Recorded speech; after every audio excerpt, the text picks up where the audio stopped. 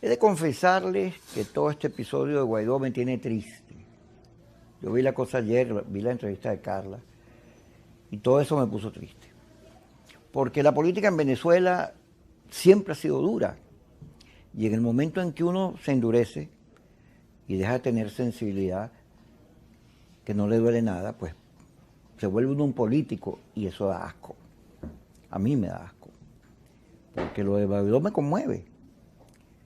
Y me ha llevado a unas reflexiones que voy a compartir con mi amigo, el señor Antonio de Carri, que está aquí con nosotros.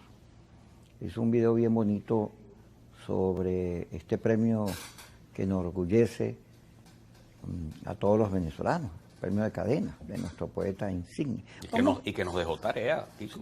Mira, vamos a comenzar por ahí, después nos metemos con el problema de Guaidó, que tiene unas reflexiones complejas. Cadena dice algo que dijo Caldera el 4 de febrero de 1992. La democracia está en crisis.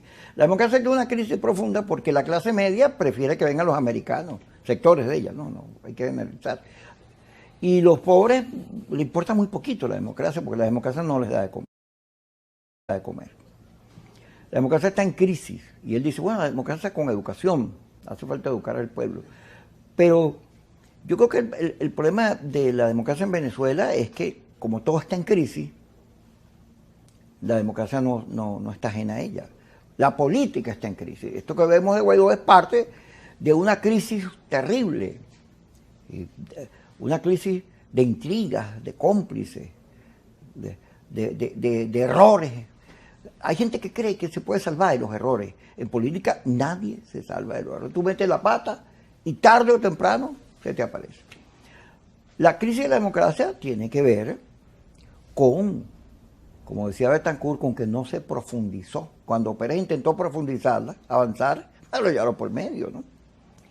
Y hoy, más que nunca, la democracia está en crisis. Su institucionalidad, la manera de hacer política, las grandes mayorías que fueron protagónicas con Chávez y hoy están viviendo una vida terrible. Ayer hablaba con Elías Santana, Antonio, y Elías me decía, ¿por qué nadie habla de los autobuses que en Caracas están destartalados, mal servicio, la gente tiene que sufrir colas enormes, van agarrados, horas para llegar a su casa? ¿Por qué nadie habla de eso? ¿Qué opinas tú? ¿Tú crees que me vas a dejar hablar hoy? Yo siempre dejo Yo hablar. traje aquí un contrato para que me firmes, para ver si me dejas hablar. Mira, eso es Felipe Mujica, que es un insidioso. Eso me lo recomendó Felipe Mujica. Mira, Felipe Mujica lo agarraron en el IFEDE conspirando. Sí, les tomaron un selfie. Una foto. Y ahí fue donde descubrí que no me habían invitado. Te salvaste. Me salvé de la foto. Menos mal que no te invitaron. Mira, yo creo, Kiko, que la reflexión de ayer del maestro Cadena es una reflexión igual a la del presidente Caldera durante el 4 de febrero, donde todo el mundo unos lo felicitaron y otros le cayeron a palo, pero la decisión o lo que plantea ayer el maestro Cadenas se parece mucho también al acontecimiento de hoy. Yo creo que hay dos cosas importantes que se relatan hoy, Kiko. Uno es el capítulo final de los cara de tabla de la oposición fracasada venezolana. En la llegada de Guaidó a Colombia y todo ese desastre y la novela mal planteada y todo ese cuento mal echado, todo eso es el capítulo final de una oposición cara de tabla que se devora a sí misma. La misma oposición, el mismo grupito que durante 24 años han llevado al país al fracaso. Ese es el relato. Ahora, esa crisis nos está generando un cambio de época. Y ese cambio de época es lo que nos dice el maestro Cadenas ayer, que hace falta renovar la democracia. Entonces, vamos, ese capítulo final, eso hay que ponerle fin a toda esa clase política. Mira, nosotros a los profesores exigentes y necios siempre nos dicen que somos antipáticos y al principio la gente hasta nos rechaza, pero después nos terminan dando la razón y queriendo. Esos mismos que se devoran entre ellos son los mismos que están convocando a la primaria, son los mismos que nombran una comisión de primaria sin saber cuáles eran las condiciones de la primaria, son los mismos que hacen caer a la gente en error, les levantan ilusiones y después terminan en frustraciones. Esa clase política hay que borrarla. A esa clase política hay que sustituirla y hay que asumirla con valentía. La renovación democrática no va a venir con discursos light. La de renovación democrática, como plantea el maestro Cadena, es un cambio profundo. Nosotros necesitamos una transformación radical de la política. Ahora, ¿cómo haces esa transformación radical? ¿Con extremismos? No, no, no. La transformación radical viene a través de lo que creemos en la educación y la cultura como la vía para transformar un país. Mira, aquí el primer problema que tenemos es que la cultura política es la de enriquecerse. Es decir, aquí toda una clase política, de un lado y de otro, pues a mí no me gustan los dos, ni la MUN ni el PSUV, los dos decidieron enriquecerse y aquí se les olvidó hacer un país. Y eso es gravísimo. Mira, yo me dediqué, Kiko, en los últimos mes y medio que estabas protestando porque además, ¿dónde está Carri? ¿Tú sabes a dónde me fui? A escuchar a la gente. Yo mismo manejando con mi equipo, que terminamos en grúa también por los problemas de la gasolina, y de ñapa no se nos incendió el carro, pero nos fuimos a hablar con los maestros. Pues yo quiero conocer, porque yo quiero ser presidente de Venezuela, pero para ser presidente tú necesitas conocer a tus gobernados, o mejor, como me corrigió una profesora, a los que vas a servir. Pues tú no puedes gobernar un país si no lo conoces. Entonces la crisis de la democracia va por ahí, por una palabra grandota que puso el maestro Cadenas ayer, que es la transparencia. Pero esa transparencia comienza por escuchar y por conocer. ¿Qué le puedes decir a los caretables estos que le fueron a dar la mano al presidente Petro, que son los mismos responsables? Porque no voy a decir que es Guaidó solo.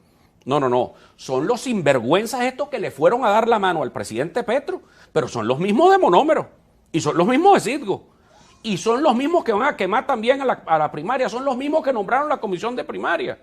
Porque es que es como un canibalismo político, sin ética, sin moral, que tratan de sobrevivir quemando. Ahorita vamos a quemar Guaidó.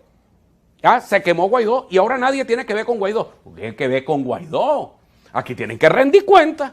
Así como yo me presenté en la Fiscalía General de la República para pedirle al gobierno que nos dijera qué fue lo que se robaron, porque aquí dijeron, ay, nos robaron, no hay con qué pagarle a los maestros porque nos robaron.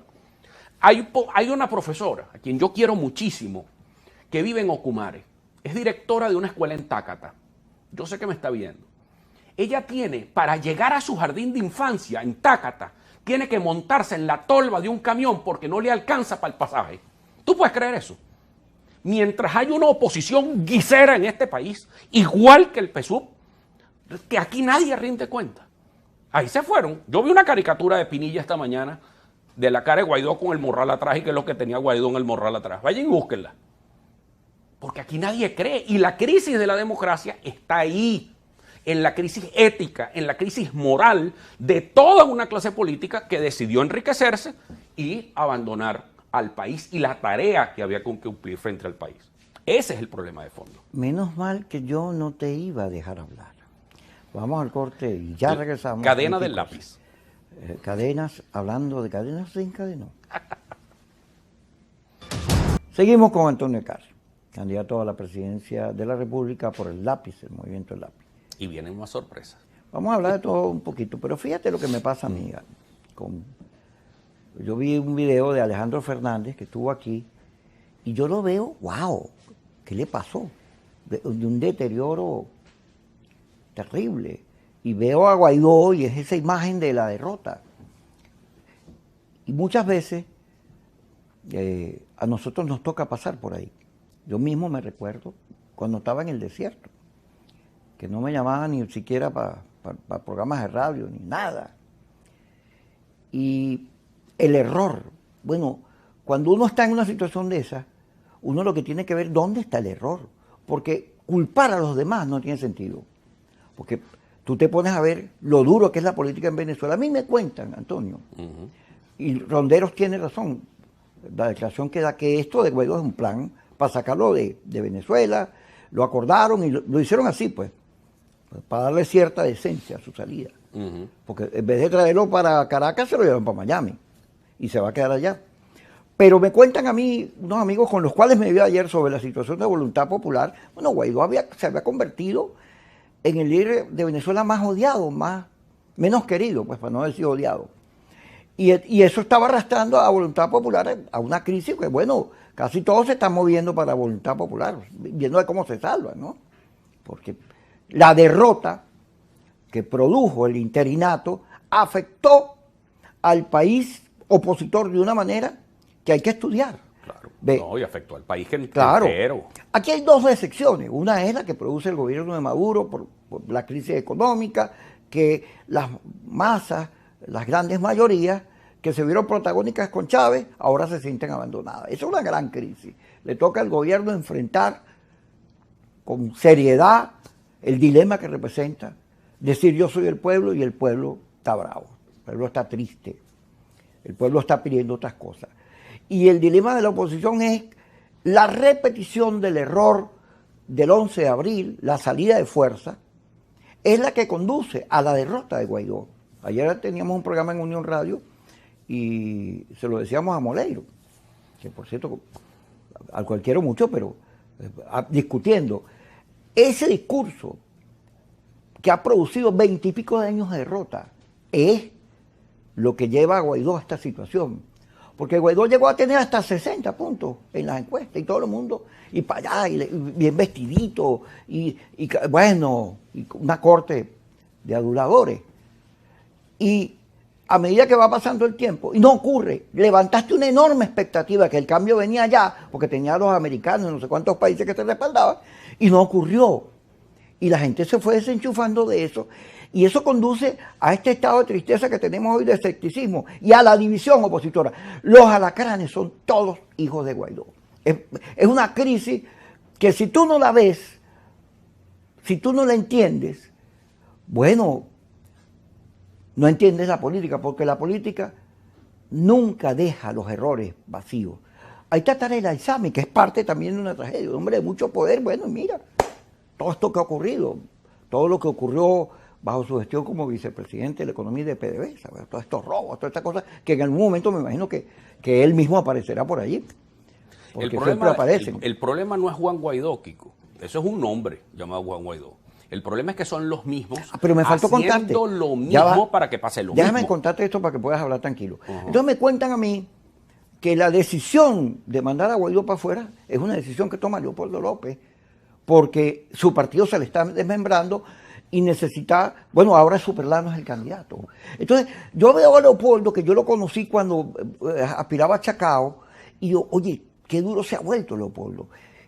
Y me veo a mí mismo que muchas veces uno se pone duro exactamente contra ese liderazgo que ha sido equivocado, insensible. Y yo digo, caramba, lo que uno no puede perder la sensibilidad hacia el dolor de los demás. Yo veo a Guaidó y me duele. Es que hay una gran, mira, utilizando además tu profesión de periodista, aquí lo que hay es una gran decepción colectiva. Hay unos que estamos decepcionados de la oposición y hay otros que están decepcionados del gobierno. Es decir, y en ese gran país, que es un país mayoritario, estamos obligados, Kiko, desde el punto de vista ético, desde el punto de vista moral, crear una opción distinta, higiénica, transparente y popular. Es decir, nosotros estamos en la obligación de crear una opción ganadora al país, que se parezca a esta nueva Venezuela, porque se creó una nueva Venezuela. Es una Venezuela que viene de una tragedia. Lo que ocurrió del 2018 para acá en Venezuela es un cambio muy serio, es un cataclismo, como diría Arturo Uslar Pietri. Es decir, cuando ocurren esos cataclismos políticos y esos cataclismos económicos, que es nada más y nada menos que un país que dependía 90% de la renta petrolera y que se apaga la industria petrolera, por sanciones y por mala administración de la industria, las dos.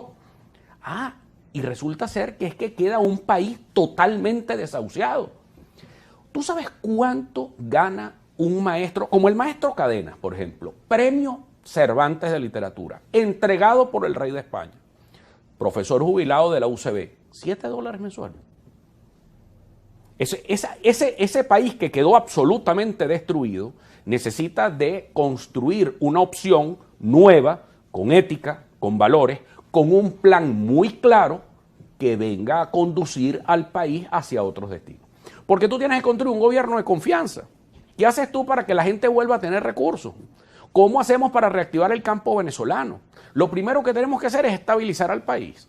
Primero, la comunidad internacional, por ejemplo, y eso muy bien lo estabas haciendo en tu análisis, es que tiene que entender que aquí hay 3 grupos en Venezuela. No hay 2, aquí hay 3.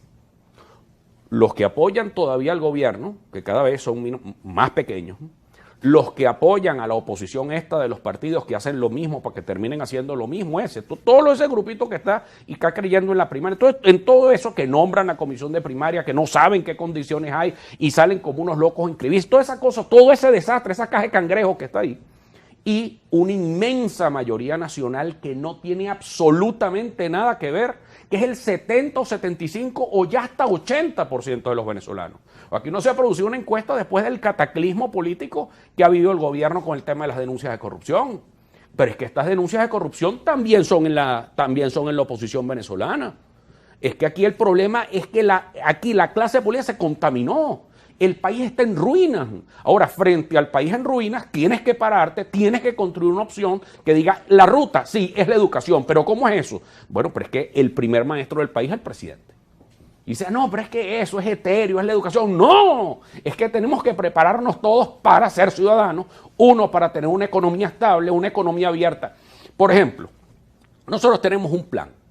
Ese plan, al principio lo llamamos Mi Barril, pero nosotros lo hemos venido transformando y enriqueciendo después de hablar con los maestros en cada parte de Venezuela, porque cada vez que hay un maestro viene también una enfermera. Es una cosa increíble. En todos los hablan los maestros que hemos venido desarrollando en toda Venezuela, Kiko, se han venido acercando enfermeras, que además quiero felicitarlas y admirarlas. Las crisis de los neonatos en los hospitales, la crisis del Hospital Central de Maracay, donde no hay camas, no hay gente, la gente en la emergencia está tirada, las mujeres están pariendo en el piso. O sea, la situación es crítica. O la situación de las 1.800 niñas que el año pasado fueron a abortar a un hospital en Cuba. Esa situación tan grave que está ahí tiene que tener una respuesta. Pero esos que están allí están sufriendo un daño, Kiko. ¿Y quién repara ese daño? El Estado venezolano. El Estado es el responsable. Que son los administradores, etcétera. Sí, pero tenemos que darle, ellos son los titulares de la renta petrolera y minera de este país. Entonces tú no puedes tener un país pobre con unos territorios llenos de riqueza. Algo malo está pasando. Vamos a seguir discutiendo toda esta situación, porque ese es el sentido de este programa, discutir todo lo que ocurre. Pero la señora Yesenia, que no tiene compasión con nadie, ya empezó con su prédica de corta. Ya regresamos. No tengo un tono de alegría, estoy pensando muchas cosas. Fíjate las cosas que estoy pensando sobre esto que está ocurriendo, ¿no? La crisis de liderazgo, esta que ocurre hoy en Venezuela, cuya expresión es este episodio de Guaidó, tiene que ver, o me recuerda a mí, la crisis de liderazgo que ocurrió o que se desencadenó, se aceleró en el 98. El 4 de febrero, con Caldera diciendo... más en el 93, claro. Sí. Pero además, todo lo que fue ocurriendo en el país y el liderazgo de Adecopey vio que venía el tsunami y no hicieron nada. Irene, Alfaro, en vez de entender, sintonizarse con lo que venía, pues tratando de hacer una jugada. Y bueno, apareció Chávez y Chávez se sintonizó con los más pobres, con las grandes mayorías, y nunca dejó de hablarle a los más pobres a la mayoría. Y entonces uno ve la situación ahorita. Ve acá, yo cuando estaba en el desierto, cuando estaba yendo a ver qué hacía, lo primero que hice fue repensarme. Dije, bueno, ¿dónde está el error? Y me di cuenta que el error era mío. Y cuando me di cuenta, vine aquí al canal, aquí a jalarle para que me dieran trabajo, porque yo fui el que le jalé. No fue que me vendí, no, yo vine a jalar. Y yo, mira, yo cometí un error, déjame volver donde está el error. Aquí. Y aquí estoy. Pero, ¿dónde está el error en todo esto que pasa con Guaidó? En la confrontación. El discurso de la confrontación es la que produce esta crisis de deterioro inmenso, moral, cultural del país. Porque los venezolanos, en vez de salir hacia adelante, discutir cómo conseguimos un norte para que la gente viva mejor, coma y tenga riqueza, nos pusimos a pelearnos hasta destruir la industria petrolera, que era el eje de nuestra economía. Pero cuando revisas bien, este liderazgo de ahorita, todo el liderazgo, metido en un 17% el de la oposición y en un 30% cuando metes al gobierno. Metido en un problema del poder, de cómo llego yo a Miraflores, cuando el 70%, y eso va a crecer. Va a crecer. El tsunami va a crecer, el rechazo a la política va a crecer, porque no hay sentimientos frente a la tragedia de vida del venezolano, sino hay la gente cocinándose en su propia salsa. El error de Guaidó fue la política, la política de Carmona, de todos los que lo sucedieron, del error de pensar que por la vía de la fuerza, de que el país no aguanta, el vete ya, ese es el error. El pensar que civiles van a derrotar a la Fuerza Armada Nacional para producir un golpe o la invasión. Ese es el error. Cuando yo veo a María Corina diciendo, cónchale, Guaidó, me solidarizo contigo. María Corina, tú tienes el mismo discurso que Guaidó. Y eso es un error que tiene que ser corregido. Yo veo, me pongo en las redes, oye, Guaidó, bien, los sectores estos radicalizados. No, mire, hermano, vea la crisis de la política, porque usted no la está viendo. Así como no la ve Miraflores, tampoco la ves tú, porque insiste, el país no aguanta. ¿Cómo que el país no aguanta? Eso es mentira. Eso lo vienes diciendo no sé cuántos años. El país, la crisis lo que va a hacer es que se va moviendo, y se te lleva por el medio a quienes inclusive, con buena fe, que creo que Guaidó tenía buena fe, quieren darle solución, pero una vez en el Nuevo Circo, y termino con esto, Antonio, llega Ali Primera y se pone a decir, bueno, era un mitin del MAS, la gente no nos entiende, nosotros queremos al pueblo, luchamos, pero la gente no comprende y cosas. Y todo le respondió, no basta trabajar, esforzarse, salir todos los días a pegar fichas, hacer política, no basta ni siquiera tener razón. Tienes que sintonizarte con la gente, con el país, con los sentimientos y con el cerebro de la gente. Y eso es lo que está en juego aquí. Lo de Guaidó da tristeza porque es una lista de dirigentes que han ido siendo molidos durante todos estos años. Yo recuerdo a Alfredo Peña, que fue alcalde, cuando yo la última vez que lo vi me dijo, Kiko, me voy a morir. Y se murió. Y revisa todo lo que pasó, Enrique Mendoza, que fue el jefe de la coordinadora. Se murió por enfermo, pero la molienda que ha ocurrido con el liderazgo tiene que llamarte la atención sobre el problema del error. El error está en la política. Porque no escuchan, Kiko. Y ahí hay mucha discriminación también.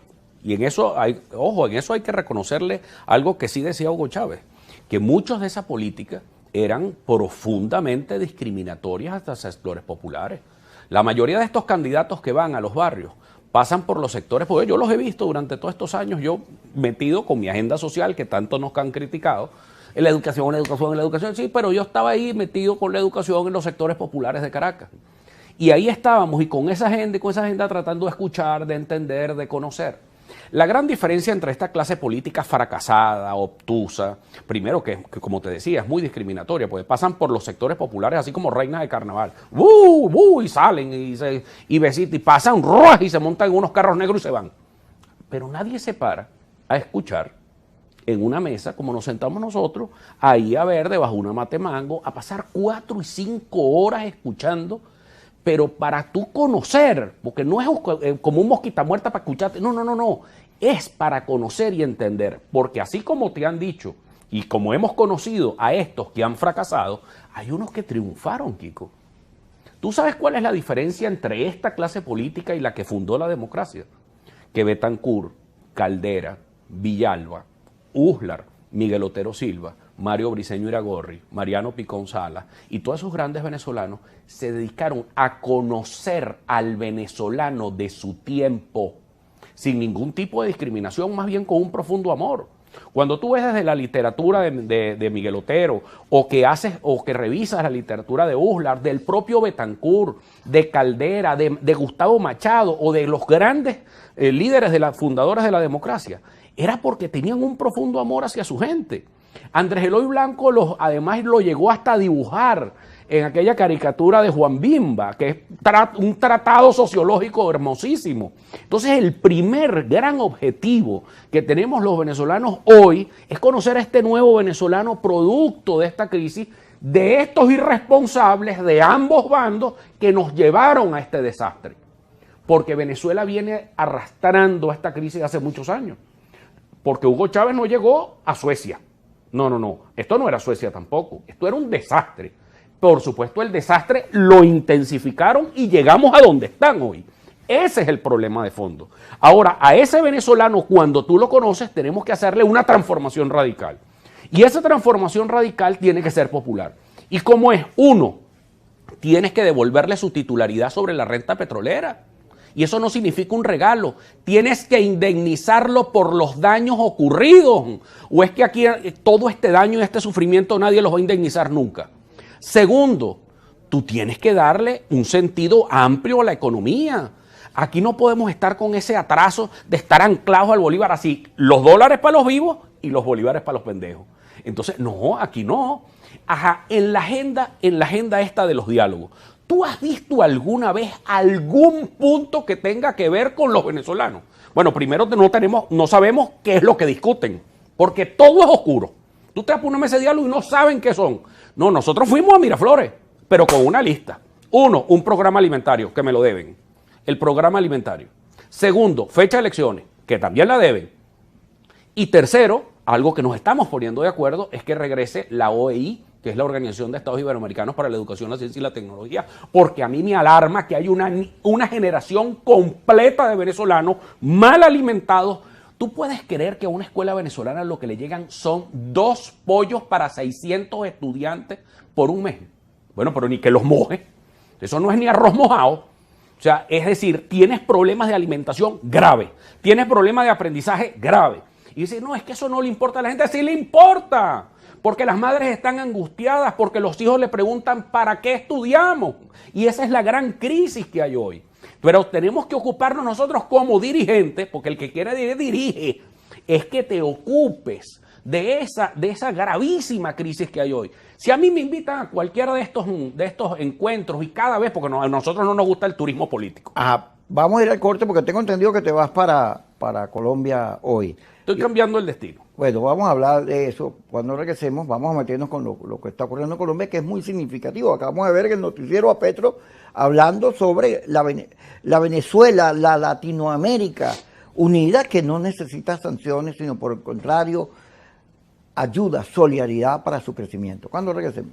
De todo este episodio de Guaidó, que yo creo que es parte de un guión, nos centra en Bogotá. Hoy es un día clave.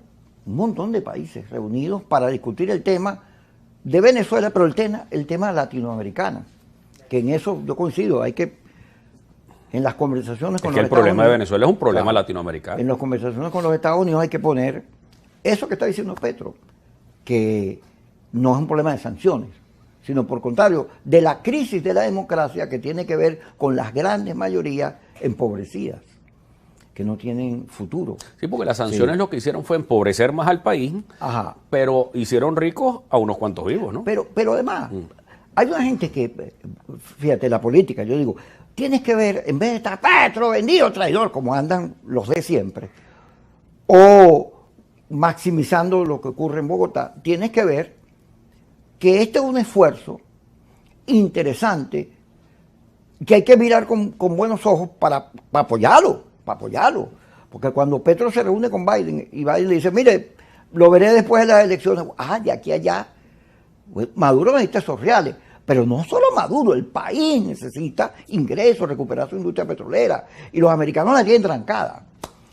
Entonces, cuando tú ves que él le dice, vamos viendo y vamos avanzando, bueno, por ahí es, vamos a meternos en una dinámica en la cual el tema de las elecciones, que a mí ese es el tema último, el tema de la gente, de las condiciones de vida del venezolano, del autobús que nadie trata, de lo difícil que vive en el país, sea el eje de la discusión de la política para que la gente recupere la esperanza, la confianza y podamos tener un liderazgo distinto a este que está completamente desfasado de lo que quiere el país. Te voy a decir cómo lo puede. Hay que meterse. Me dijeron que tú ibas para Colombia, pero ahora me dice que cambiaste la ruta. No, de eso es sorpresa, ya ves. Pero lo más importante de todo, nosotros no hacemos turismo político, lo que hacemos es llevar una agenda clara por eso que estamos viendo. Mira, Kiko, tú estás además hoy afligido por todo esto que está pasando en Venezuela. Pero yo he tenido además que leer psicología y leer muchas cosas, porque de verdad uno regresa sumamente deprimido después de ver las realidades del pueblo venezolano, de la gente, lo que está sufriendo. Cuando un niño lo que está comiendo es arepa con arroz, cuando un niño está perdiendo la talla, cuando un niño está perdiendo además el tamaño. O sea, el promedio de tamaño del venezolano por la mala alimentación. O sea, hay problemas que son urgentes, pero que no están en ninguna de esas cumbres. Entonces, ¿para qué iríamos nosotros a esa cumbre? Tú tienes razón. El presidente Petro hay que utilizar todas esas aperturas que hay con Europa, con América Latina, que yo voy a hablar con el presidente Petro. Claro que voy a hablar con el presidente Petro. ¿Y de qué voy a hablar con el presidente Petro? Con todo lo que hemos visto y escuchado de la realidad del campo venezolano. Mira, aquí hay enfermeras que tienen que llegar de un sitio a otro caminando más de 2 horas y media con aquella Pepe Sol del Tinaco. O maestras, porque no hay transporte. Porque ni siquiera hay transporte. En Caracas, te decía Elías Santana, que tenemos una aglomeración. Y yo estaba angustiado por el tema del parque automotor de Caracas, que es un desastre. Hasta que entré a Tinaquillo. Cuando vi que los maestros tienen que ir o en bicicleta o a pie. O las maestras rurales, que están entre Orupe y Lomas del Viento, en el municipio del Tinaco. Y de ahí a Charco Largo. Pero ahí es además tú dices, bueno, pero es que ahí no vive tanta gente. Pero es que ahí es donde se produce la seguridad alimentaria del país. Es que además tienes que ponerle atención. Las vías. Entonces, ¿y eso qué me importa? No, ¿qué te importa? Es que eso es lo que abarata o hace más costoso la canasta básica alimentaria. Es decir, si no nos ocupamos de las zonas rurales y excluidas del país, pues jamás vamos a poner a producir al campo venezolano. Y resulta ser que más del 60% de la producción de hortalizas en Venezuela se hace por pequeños productores. Pero resulta ser que muchos de esos pequeños productores no les está llegando gasolina. Y no pueden salir tampoco porque las carreteras están vueltas leña y tienen que comerse prácticamente o botan la producción que tienen. Pero un pequeño emprendedor del campo lo que tiene son 2 hectáreas, 1 hectárea, 3 hectáreas, 5 hectáreas sembradas. Una producción para él que se pierda es que se arruinan por completo. La China, que es dirigente campesina nuestra del lápiz allá en Charco Largo, los problemas con la electricidad, todas esas cosas tienen que ser llevadas a una mesa donde esté toda la comunidad internacional, porque hay una cosa que dijo el presidente Petro y Biden en su reunión que tienen razón. El problema es que el problema de la migración tú lo tienes que resolver en el país de origen, porque el país de origen y las causas que estás llevando son causas de pobreza extrema que los tienes aquí en Venezuela y la situación va para peor. Porque teníamos supuestamente que el país se había arreglado, que lo habíamos acomodado, pero después salen, no, es que el problema es las sanciones, no, porque además fulanito se choreó tanto. No, ya va, un momentico. Primero, transparencia. Aquí nadie tiene transparencia. Aquí la corrupción tiene muerto de hambre al país. Eso es una verdad. Mira, pero Yesenia sí tiene transparencia y ya, Yesenia, hazle la seña ahí a Carri, pues mira, ve lo que te dice Yesenia, mira, manda para el corte. Ajá. Ya nos vemos en unos minutos. Vamos a comerciales y ya regresamos con Kiko Bautista, que hoy lo estamos entrevistando y me tocó entrevistarlo a mí. Seguimos con Antonio Carri. Fíjate lo de Colombia. ¿O sigo yo contigo? Gerardo Blay dice, bueno, las elecciones, la transparencia, que es lo mismo que dice Biden. Pero el tema de las elecciones, bueno, en la última elección de 2021 hubo unas condiciones, quitaron los puntos rojos, y lo interesante no es eso, sino que ganó la oposición. La oposición fue la que ganó. Pero la división, el conflicto interno en que vive la oposición, convirtió eso en derrota. Pero me refiero al tema de fondo que hay en este debate que estamos viendo cuando Maduro le responde a Blay. Mira, que tú eres mi amigo, pero que vengan los reales. Si Bogotá se convierte en la misma cosa de México, es un error, porque se vuelve a trancar. Tiene que destrancar el juego Bogotá. Cuando Maduro los reales, no, tiene que haber una visión de buscar en las diferencias cómo el proceso de sanciones se aligera y dando, como dice Petro. Tiene que acompañarse esa política, porque él está parándose, mira, tú no me debes esto y esto, y que volver al mismo círculo vicioso, eso es un error. Porque además, a partir de noviembre, los americanos entran en campaña y ahí está ya Marco Rubio diciendo que Petro es el enviado del diablo. El enviado del diablo es Marco Rubio, que es una maldición que le cayó a este país. Y esa visión donde los americanos solo se interesan por ello. Cuando venga la elección americana, el tema de las sanciones pasará a un debate entre Biden y Trump otra vez. Es que el día en que los venezolanos pongamos a Venezuela de primero en nuestra agenda y no seamos súbditos de nadie, ni de Cuba, ni de Rusia, ni de Irán, ni del otro, ni de los gringos, ni de nadie, sino la primera opción seamos los venezolanos, la agenda cambia. Mira, Kiko, yo ayer escuchaba a Maduro en su programa. A mí me gusta de vez en cuando escucharlo. Vengan a decir que es la franela roja, que no sé qué cosa. No, a mí me gusta escuchar para saber cómo voy a debatir. Pero además, él decía una cosa interesante ahorita cuando él llamó a Gerardo Blay, su amigo. Claro, es que ellos se están viendo desde el año 2000. Y Maduro decía que eso era el Jurassic Park. Y es verdad, es el Jurassic Park. Es decir, son los mismos actores haciendo lo mismo y que va a pasar lo mismo. La solución o la salida en Bogotá, en Quito, en Lima, en Caracas, en donde sea, en Miami o en Nueva York, va a ser cuando cambiemos los actores, cambie la agenda para que pasen cosas diferentes. ¿Qué es lo que nosotros estamos planteando? Bueno, primero que es que en Venezuela entendamos que no son dos frentes, Kiko. Eso es un error. Venezuela es un país plural. Que eso no se refleje en la democracia, que falta de democracia. ¡Claro que falta democracia! Porque tengo 25 años viendo los mismos. ¿Usted cree que estoy contento con el PSUV? Eso es una desgracia para este país. Lo que nos trajo Chávez, lo que nos trajo Maduro, es una desgracia para el país. Pero la oposición también. Es que son los mismos. Entonces, ¿cómo vas a destrabar tú un conflicto cuando son unos y otros? Maduro y Blay. Maduro estaba en la misma asamblea con Gerardo Blay sentado, uno por Primero Justicia y el otro por el MBR, que después se llamó PSUV y el otro cambió por otro partido, pero son los mismos. Entonces, vuelvo otra vez a Rafael Cadenas. ¿Qué nos dijo ayer el premio Cervantes Rafael Cadenas? Renovación de la democracia a través de la educación.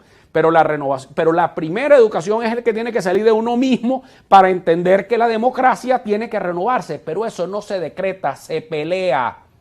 Se pelea. Y por eso estamos hoy, desde el lápiz y nuestros aliados, que cada vez estamos sumando más y se van a sorprender con los aliados que vamos a ir sumando.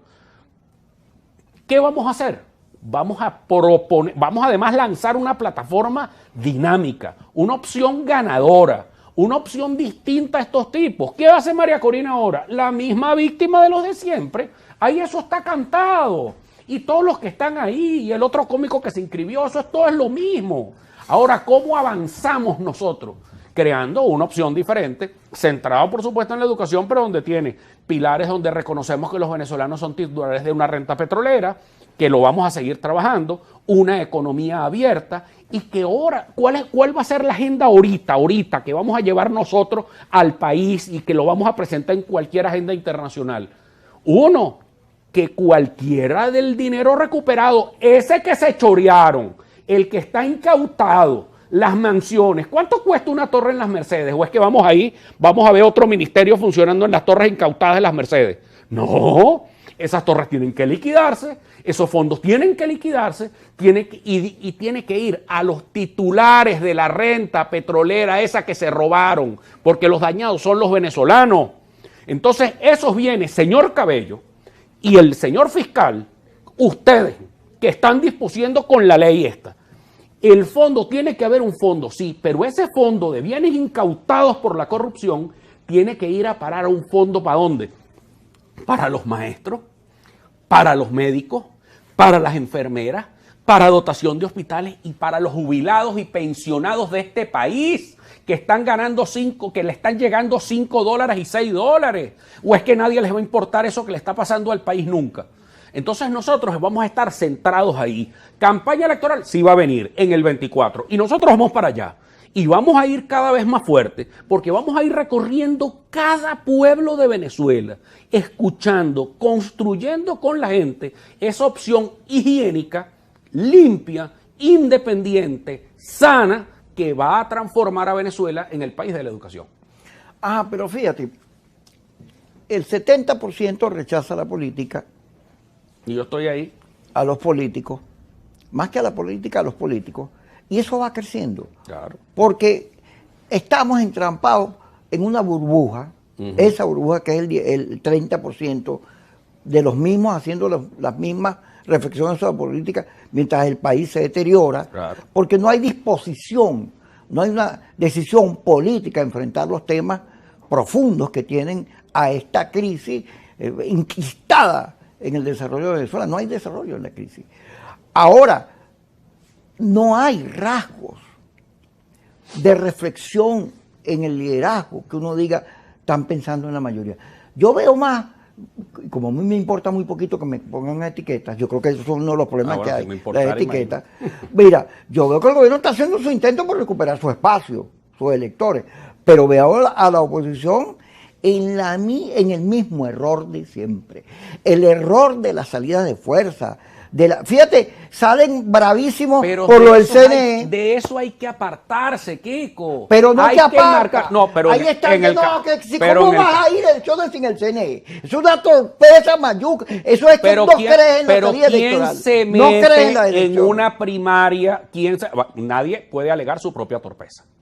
A mí todo el mundo pero me dijeron de todo cuando yo dije, esas primarias no hay que ir. Ay, ¿por qué? Ah, no, que todo comprado, divisionista. No. Es que la están armando los mismos que quemaron a Guaidó. Las designaron a la comisión de primarias, ¿para qué? Para que fueran un jarrón chino. Porque las decisiones las toman otros. ¿Cómo te vas a meter tú en una primaria que no sabes cuáles son las condiciones de la primaria? Porque ahí no hay condiciones todavía. Nadie sabe quién va a votar, cómo va a votar, que si es con el CNE, si es con el CNE, con el CNE, con el... No, porque las primarias no resuelven una cosa de fondo. Y es la diferencia. Nosotros vamos al 2024 porque yo creo en una salida pacífica, constitucional, electoral y de voto popular. Porque eso nos los hemos ganado el lápiz en los sectores populares. Y así como nos los ganamos en Caracas, me los voy a ganar en toda Venezuela. Y vamos a construir esa opción nueva, independiente, diferente, higiénica, con propuestas concretas que va a hacer que el país cambie. Hacia ahí vamos nosotros. Mira, higiénica es con jabón, ¿cuál? ¿Con qué marca? Coño, con jabón azul, porque tú sabes que en el jabón azul, a mí me dijo una profe en estos días que cuando uno se baña con jabón azul, además le quita las malas energías, las malas vibras esas que lanzan los pavosos estos, que hay que sacarse de encima. Pavoso el PSUV y pavoso la MUD. Eso hay que quitárselos de encima. A esa clase política, pavoso. Mira, pero al que hay que quitarse encima es a este programa porque ya terminó a la 1 y a las 10 Kikosi por Globo y Son. Y tú quédate callado, que ya hablaste mucho. Báñate con jabón azul. No, yo me baño con plaga tos.